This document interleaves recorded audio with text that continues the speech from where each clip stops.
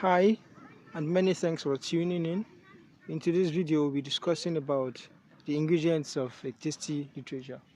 And in our previous videos, we had spoken about creative writing as a viable tool of mass communication, identifying different kinds of and forms of literature, and the steps to take in executing or pulling off an impressive form of piece of writing. So, in today's video, we'll be speaking about the ingredients or the elements that is inherent in tasty literature. And here we go. As a form of revision or a form of recollection, would revisit what literature means or what literature entails. And according to Wikipedia, literature broadly is any collection of written work, but it is also used more narrowly for writing specifically considered to be in art form, especially prose fiction, drama, and poetry. In recent centuries, the definition of literature has expanded to include oral literature, much of which has been transcribed. So, literature can be anything written, be it prose, be it poetry, be it drama, be it fictional or non fictional. Literature covers everything, it ends and conferences everything. So, everything in writing, be it academic, be it non academic, everything is a form of literature. So most times you hear they will say scriptural literature when in reference to Bible, Quran. They say academic literature in respect to while referring to academic textbooks, atlases, and all of that. So and a text literature, on the other hand, is the use of written language or is a piece of writing that makes use of written language to educate, entertain, speculate, and hold conversations on otherwise unpopular or unpleasant topics in a manner that's agreeable to the readers. If your reader reads through your work or reads through your piece of writing and to an extent is convinced by what you have written, be it fictional or non-fictional, be it argumentative or descriptive or narrative or expository. So the moment your reader is able to read it and grasp your message in an enjoyable manner, in a way he feels connected to the story or connected to the your point of reference or connected to your objective, then you have written a tasty literature, or it's assumed that what you have come up with is tasty. And for a piece of writing to be considered tasty, there are many features that one would expect to find. And some of these features would include language inflection, literary devices, mechanical accuracy, reading, reality, recollection, and reflection. While these are some important features, the elements or the ingredients of tasty literature are not limited to this we have here, these 7 items we have here. And we would take them one after the other. The very first one of them, language inflection. Language inflection is a witty part of creative writing. Yes, like we spoke about creative writing is any writing except there's this category of prose which we refer to as plain non-fiction or bland non-fiction. So every piece of literary piece except factual or plain non-fiction is considered creative writing. And literature-aware audiences love lively writers, yes.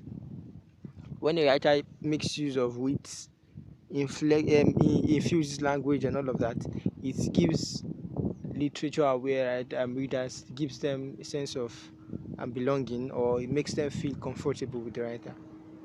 So in creative writing, you ditch formalities and cut to the chase, maintaining a surreal friendship with the audience. You try to draw them in, convince them that they are with you, convince them that you are together, convince them that you are one and the same. So you said your ideas in a way that they start considering that you were right. You change the perception, you change or you share your perception with them in a way that's agreeable to their ears or agreeable to their minds. So the trick to rolling with your audience is chilling with them and dialing in their minds. break into their minds, break into their heads. And to do that, there's this saying, I think by Nelson Mandela. He said, when you speak to a man in language he understands, you you are speaking with his head or something. And when you speak to a man in language is in his language, you are speaking to his heart. So when you infuse languages, for example, you are writing about a local audience, and or you're writing for a local audience, and you infuse their language, they feel they belong. They feel like, yeah, this is one of us. Or you make use of jargons that are familiar, that are um, exclusive to a particular audience. For example, you're writing for medical personnel and make use of certain words that are related to their field. Or you're writing for lawyers and you make use of words that are peculiar to lawyers. Or you're writing about economics and you make use of words that are peculiar to economists.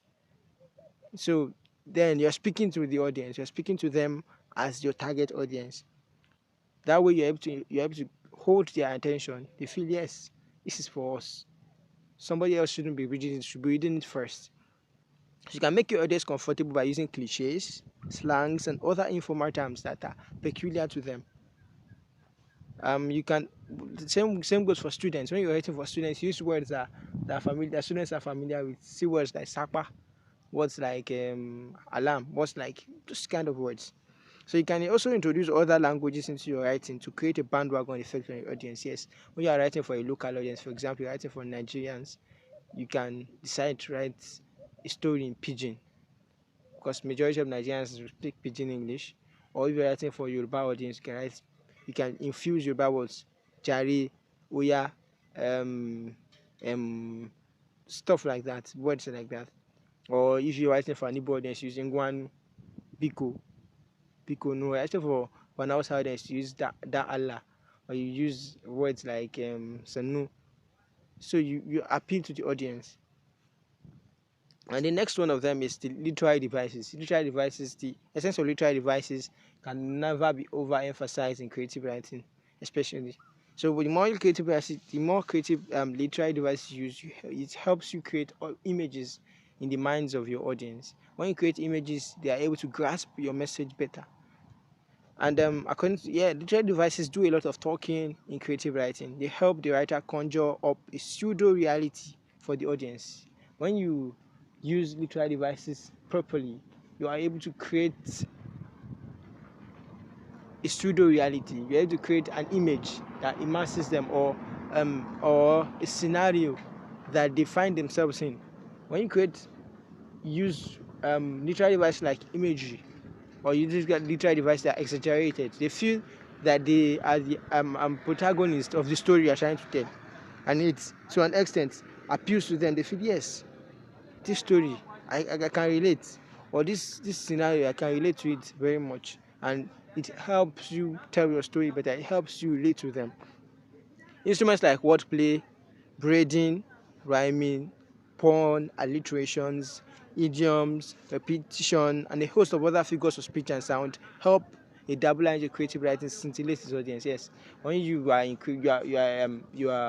scripting up a creative piece, you make use of these literary devices to spice up your work, make it agreeable to the audience, make it beautiful, make it bring out the beauty in what you have written, bring out the beauty in the story you have written, and create images that they relate to, images that that are vivid to them, vivid images that they can always fall back on and like, yeah, this is it. The next one is mechanical accuracy, and this should be the last one we're taking in this episode. So the importance of adequate and timely punctuations. Mechanical accuracy would especially dial on punctuations, and it's not subject to any overemphasis in literature. Yes, punctuations can make or mar a good sentence. Punctuations can make or mar a good piece. Without a doubt, readers possess different levels of comprehension capacity. Yes. So when you are writing for an audience, this audience will comprise of people who are pro, people who are in between, people who are poor readers. And the moment you start misplacing your punctuations, they would not be able to comprehend anymore, except when they know for a fact that this should be what it's trying to say. or this should be what this writer is trying to say. And assuming that they will figure out where a comma is missing is crass, criminal, and utterly negligent. You don't expect your writers to understand what you're saying. Make them understand what you're saying. Use the correct punctuations where the as and when due. So punctuation is an important part of grammar that deserves utmost caution.